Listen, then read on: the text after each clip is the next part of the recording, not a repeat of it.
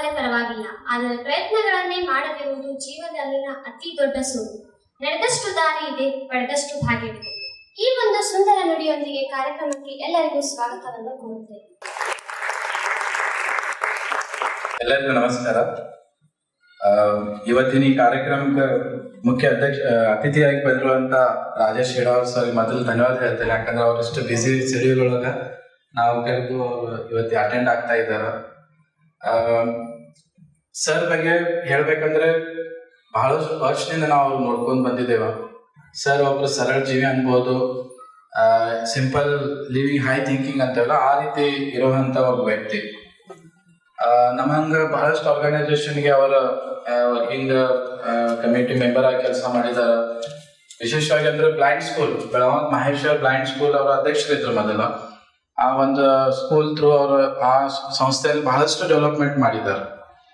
ನಮ್ಮ ಮಹೇಶ್ ಫೌಂಡೇಶನ್ಗೂ ಅವರೊಬ್ಬರ ಸಪೋರ್ಟರ್ ಅಂತ ಹೇಳ್ಬೋದು. ಅವ್ರೇನು ಸ್ಪೆಷಲ್ ಒಕೇಶನ್ ಇದ್ದಾಗ ನಮ್ಗೆ ಮಕ್ಕಳಿಗೆ ಊಟದ ವ್ಯವಸ್ಥೆ ಮಾಡೋದ್ ಮುಖಾಂತರ ಅವ್ರ ಫ್ಯಾಮಿಲಿ ಹೆಡಾ ಫ್ಯಾಮಿಲಿ ಏನ್ ಬೆಳಗಾವಿನಲ್ಲಿ ಐತಿ ಸಮಾಜಮುಖಿ ಕಲಿಸದ್ನಾಗ ಬೆಳಗಾವಿನಾಗ ಎಲ್ಲಕ್ಕಿಂತ ಅಗ್ರೆಸ ಸ್ಥಾನದಲ್ಲಿರುವ ಅವರು. ಯಾಕಂದ್ರೆ ನಮ್ಮ ಬೆಳಗಾವಿನಾಗ ಎಷ್ಟು ಸಾಮಾಜಿಕ ಸಂಸ್ಥೆಗಳು ಅದಾವ, ಅಲ್ಲೇ ಅವ್ರ ಪರಿವಾರದವ್ರು ಒಬ್ರು ಯಾರೇ ಅಲ್ಲೇ ಆಸ್ ಸೋಷಿಯಲ್ ರೆಸ್ಪಾನ್ಸಿಬಿಲಿಟಿ ಅಂತ ಕೆಲಸ ಮಾಡ್ತಾ ಇದ್ದಾರೆ. ಕೋವಿಡ್ ಟೈಮ್ನಾಗೂ ಅವರು ನಮ್ದು ಬೆಳಗಾವಿ ಕ್ರೀಡೆದ ಪ್ರೆಸಿಡೆಂಟ್ ಇದ್ರು. ಅವಾಗ ಬಹಳಷ್ಟು ಸಮಾಜಮುಖಿ ಕೆಲಸಗಳನ್ನ ನಮ್ಮ ಬೆಳಗಾವಿದಾಗ ಮಾಡಿದ್ದಾರೆ. ಅದ್ರ ಜೊತೆಗೆ ಎಷ್ಟೋ ಸ್ಕೂಲ್ ಕಟ್ಕೊಟ್ಟಿದ್ದಾರೆ. ಈಗ ನಮ್ಮ ಜಾಂಬೋಟಿನಾಗ ಒಂದು ಸ್ಕೂಲ್ ಮಾಡಿದ್ರು, ಗೌರ್ಮೆಂಟ್ ಸ್ಕೂಲ್. ಆ ಸ್ಕೂಲ್ ಪೂರಾ ಫ್ಲಡ್ ನಲ್ಲಿ ಹೋಗ್ಬಿಟ್ಟಿತ್ತ. ಆ ಸ್ಕೂಲ್ಗೆ ಪೂರಾ ರಿನೋವೇಟ್ ಮಾಡಿ ಇವತ್ತು ಮಾಡೆಲ್ ಸ್ಕೂಲ್ ಆಗಿ ಸ್ಕೂಲ್ ಪರಿವರ್ತನೆ ಮಾಡಿದ್ದಾರೆ. ಅದು ಹೊರತಾಗಿ ಸರ್ ಬಗ್ಗೆ ಒಂದ್ ಎರಡು ಮಾತು ಹೇಳ್ಬೇಕಂದ್ರೆ ಅವ್ರೊಬ್ರು ಮೋಟಿವೇಶನಲ್ ಸ್ಪೀಕರ್ ಅಂತ ಹೇಳ್ಬೋದು ನಾವು. ಯಾಕಂದ್ರೆ ಅವ್ರ ಫೇಸ್ಬುಕ್ ನಾಗ ಅವ್ರ ಕೆಲವೊಂದು ವಿಡಿಯೋಸ್ ನಾವು ನೋಡಿದಾಗ ಯೂತ್ಗೆ ಅಡ್ರೆಸ್ ಮಾಡೋದು, ಆಮೇಲೆ ಯಾವ ರೀತಿ ಇವತ್ತಿನ ಜನರೇಷನ್ ಜೀವನ ಮಾಡ್ತಾ ಇದೆ, ನಾವು ಯಾವ ರೀತಿ ಸಮಾಜಕ್ಕೆ ನಮ್ಗೆ ಕೊಡುಗೆಗಳನ್ನು ಕೊಡ್ಬೋದು, ಕ್ವಾಲಿಟಿ ಲೈಫ್ ನಾವು ಹೆಂಗ ಲೀಡ್ ಮಾಡ್ಬೋದು, ಆಮೇಲೆ ಸರ್ಕಾರದವರಾಗ್ಲಿ ಸಮಾಜದಲ್ಲಿ ನಾವು ಇರುವಾಗ ಯಾವ ರೀತಿ ನಾವು ಈ ಸಮಾಜಕ್ಕೆ ಕೊಡುಗೆಗಳನ್ನು ಕೊಡ್ಬೋದು ಅನ್ನೋದಂತ ಮಾರ್ಗದರ್ಶನ ಅವ್ರು ಆಲ್ರೆಡಿ ಮಾಡಿದ್ದಾರೆ ಬಹಳಷ್ಟು ಮಂದಿಗೆ. ಅದಕ್ಕೆ ನಾನು ಅವ್ರಿಗೆ ಇನ್ನೊಂದ್ಸಲ ಧನ್ಯವಾದ ಹೇಳ್ತೇನೆ ಅವ್ರು ಇವತ್ತು ಈ ಕಾರ್ಯಕ್ರಮ ಬಂದಿದ್ದಕ್ಕೆ. सभी को बहुत बहुत नमस्कार। महेश ने मुझे कहा था कि आपको आके कुछ दो बातें मोटिवेशन की कहनी है, जबकि मैं यहाँ कहना चाहूंगा कि मैं खुद यहाँ आके मोटिवेट हुआ हूँ।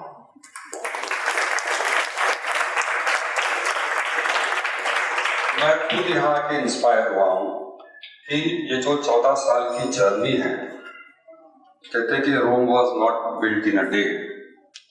किसी शहर को, किसी संस्था को, किसी भी नई चीज को बनाने में सालों लग जाते हैं, 25 साल, 50 साल, 100 साल, और ये 14 साल में हुआ है। पहले शुरू में नाम सुना था तो मुझे लगा कि आजकल बहुत लोग अपना एक सोशल ऑर्गेनाइजेशन बनाते हैं, एक फाउंडेशन बनाते हैं और उसके थ्रू अपना नाम बनाने की कोशिश करते हैं, उसके थ्रू अपना एक एम्पायर बनाने की कोशिश करते हैं। ऐसे भी कई संस्थाएं हैं। लेकिन जब परसों मैंने उनको खुद सुना, उनके बारे में सुना और आज यहाँ आके देखा, तो ये महसूस हुआ कि ये काम उनके दिल से आया है। समाज के लिए कुछ करना या अंडर प्रिविलेज बच्चों के लिए कुछ करना, इन स्पेशल बच्चों के लिए कुछ करना, बहुत ही कम एज में, क्योंकि ये सोच कुछ बाद में भी आती नहीं है लोगों को। आप सुनते होंगे अगर फ्लाइट में एक अनाउंसमेंट होती है फ्लाइट उड़ने से पहले कि अगर फ्लाइट में ऑक्सीजन की कमी हो गई तो ऑक्सीजन मास्क ऊपर से गिरता है। तब वो अनाउंसमेंट ये होती है कि पहले आप अपना मास्क लगाएं, फिर किसी को हेल्प करें। क्योंकि अगर आप अपना ही मास्क ठीक से नहीं लगाएंगे, खुद ऑक्सीजन नहीं लेंगे, तो आप किसी की हेल्प नहीं कर सकते, क्योंकि आप ही बेहोश हो जाएंगे, आप ही गिर जाएंगे। एक छोटा सा ये वाक्य है, लेकिन इससे हमें ये सीखना है कि अगर हमें किसी की मदद करनी है तो पहले हमें खुद को सक्षम बनाना पड़ेगा, हमें खुद को कुछ सीखना पड़ेगा, कुछ स्किल एक्वायर करनी पड़ेगी। आज जो यहाँ के मैंने काम देखा ये सच में अद्भुत है, और यहाँ जो भी लोग जुड़े हुए हैं इस कार्य से, मैं कहता हूं कि आप सभी लोग भाग्यवान हैं जो यहाँ फुल टाइम सेवा दे रहे हैं, जो यहाँ पार्ट टाइम सेवा दे रहे हैं, जो यहाँ वॉलंटियर बन के सेवा दे रहे हैं। ये मौका सबको मिलता नहीं है। अगर आपको यहाँ आने का मौका मिला है, कुछ अपनी सेवा देने का मौका मिला है, हो सकता है डायरेक्ट बेनिफिट आपको कम हो, लेकिन इनडायरेक्ट बेनिफिट इसका बहुत ज्यादा है। ये आपको आपके आने वाले जीवन में एक अच्छा इंसान बनने में, एक सफल इंसान बनने में, ये जो आप आज यहाँ पे एक योगदान दे रहे हो, ये बहुत मददगार साबित होगा। कहते हैं कि the best investment is investment in your best self. खुद पे इन्वेस्ट हमें करना चाहिए। इसका एक छोटा सा उदाहरण, जैसे कोविड का जिक्र आजकल बार बार आ रहा है। जिन लोगों ने अपने हेल्थ में इन्वेस्टमेंट किया था उनको तकलीफ कम हुई या वो इससे बच गए। जिन्होंने अपनी इम्यूनिटी को अच्छा रखा था वो इससे बच गए, या उनको कोविड हुआ तो भी उनको तकलीफ नहीं हुई। तो ये क्या था? जिन्होंने अपने हेल्थ को, अपने डेली रूटीन को, अपने खान पान को, अपने हैबिट्स को अच्छा रखा था, तो अपनी इम्यूनिटी अंदर से रेजिस्टेंस पावर जो है वो स्ट्रांग होती है, ताकि छोटे मोटे जो कीटाणु आते हैं, वायरस आते हैं, वो हमें ज़्यादा इफेक्ट नहीं कर पाते। पहले तो पहुंचेंगे नहीं, और अगर पहुंचे भी तो हमें ज़्यादा इफेक्ट करेंगे नहीं। तो क्या हुआ था? ये हेल्थ में इन्वेस्टमेंट हुआ था। कहते हैं लोग अगर हेल्थ में इन्वेस्टमेंट नहीं करते हैं तो जितना कमाया हुआ है वो बाद में एक साथ देना पड़ता है। कहते हैं कि महान बनने के लिए या बड़ा बनने के लिए बड़ा काम करने की जरूरत नहीं है। बड़ा बनने के लिए कुछ काम करने की जरूरत है। जो भी हम कर रहे हैं उसमें हम बेहतर कैसे कर सकते हैं? कल जो हम थे, आज जो हम हैं, एक साल बाद जो हम हैं, अगर हम सेम ही रहे, 2020 में जो हम थे और 2021 में हमने नया कुछ भी नहीं सीखा, नई कोई स्किल एक्वायर नहीं किया, अपने आप को बेहतर नहीं किया, तो ग्रोथ नहीं है। पर्सनल लाइफ में हो, प्रोफेशनल लाइफ में हो। कि एक कहावत है कि you cannot hang around with chickens and dream like a eagle. हमें अगर ईगल बनना है तो पहले हमें देखना है हमें ईगल से दोस्ती करनी पड़ेगी। हमें उस टाइप की कंपनी में रहना पड़ेगा जो हमें इंस्पायर करते हैं, मोटिवेट करते हैं और जो हमसे बेहतर है।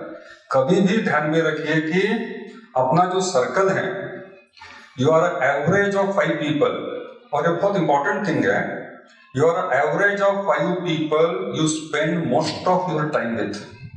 तो आप एक लिस्ट बना के देखिए कि आपके सबसे करीबी 5 लोग कौन हैं जिनके साथ आप मैक्सिमम वक्त बिताते हैं, और फिर देखिए कि वो 5 लोग कौन हैं और उनमें क्या क्या क्वालिटीज है, क्योंकि आप उन 5 से बेहतर कभी नहीं हो सकते। अगर वो एवरेज लोग हैं तो आप भी एवरेज ही रहोगे, और अगर वो आपसे बेहतर है तो धीरे धीरे आपकी क्वालिटी इंप्रूव होती जाएगी। एक कहानी मुझे छोटी याद आती है कि एक बार जैसे ओलंपिक होते हैं, जैसे खेल स्पर्धाएं होती हैं, तो ऐसी एक स्पर्धा थी जिसमें ये साइकिलिंग की थी। जैसे रिले होता है, एक को एक बैटन हम लोग देते हैं फिर जीतता है, वैसे साइकिलिंग वाला वो रिले था। तो एक देश की टीम थी, वो हमेशा 8वें 9वें 10वें नंबर पे आती थी। तो उस देश के जो हेड थे उन्होंने सोचा कि हमारी टीम कभी जीतती क्यों नहीं है, हमेशा 7th 8th 9th नंबर पे आती है, बहुत कोशिश करने पर भी आगे नहीं बढ़ रही है। तो उन्होंने नया कोच अपॉइंट किया और उसे कहा कि भाई कुछ भी करो, हमारी टीम को जिताओ। तो उस कोच ने ये जिम्मेदारी ली और उस कोच ने उस टीम को लेके काम करना चालू किया। उसने एक नया मंत्र दिया, डेली 1% इंप्रूवमेंट। एक साथ 10%, एक साथ 50%, एक साथ 100% नहीं, डेली 1% इंप्रूवमेंट। तो अब डेली 1% इंप्रूवमेंट में क्या क्या इंप्रूव करना है? तो उसने सुबह उठने से लेके रात को सोने तक का चार्ट बनाया कि आप सुबह उठते कब हो, उसके बाद आप खाते क्या क्या हो, आपका एक्सरसाइज शेड्यूल क्या है, उसके बाद आप रेस्ट कितनी लेते हो, क्योंकि रेस्ट बहुत इंपॉर्टेंट है। अगर आपको परफॉर्मेंस देनी है तो उससे पहले सही तरह से रेस्ट भी जरूरी है। रात को सोएंगे नहीं तो अगले दिन काम नहीं होता है हाथ से, अपना परफॉर्मेंस वीक रहता है। रात को अगर 3 घंटा सोएंगे तो अगले दिन का अपना परफॉर्मेंस सही नहीं रहेगा। तो वो 7-8 घंटे की नींद जरूरी है।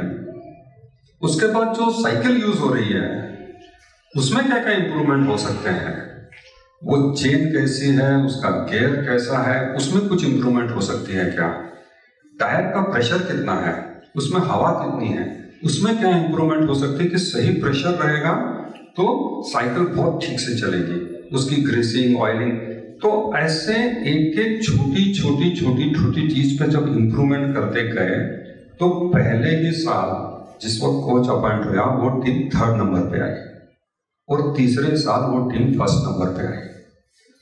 कहने का तात्पर्य इतना ही है कि ये जो 1% इंप्रूवमेंट वाला फॉर्मूला है हम अपनी जिंदगी में ला सकते हैं। अपने जिंदगी के क्या क्या अलग अलग फैक्टर्स है, सेक्टर्स है, जिसमें अपने दोस्त हैं, हम परिवार वाले बदल नहीं सकते, दोस्तों को तो बदल सकते हैं। अगर कंपनी अच्छी है तो उसे और इम्प्रोवाइज करने की कोशिश करें, क्योंकि दोस्त हम चूज करते हैं, हमारे रिलेशन हम चूज नहीं करते, वो हमें मिलते हैं। कहते हैं कि भाई पड़ोसी हम बदल नहीं सकते क्योंकि वो पड़ोसी है वहां पे।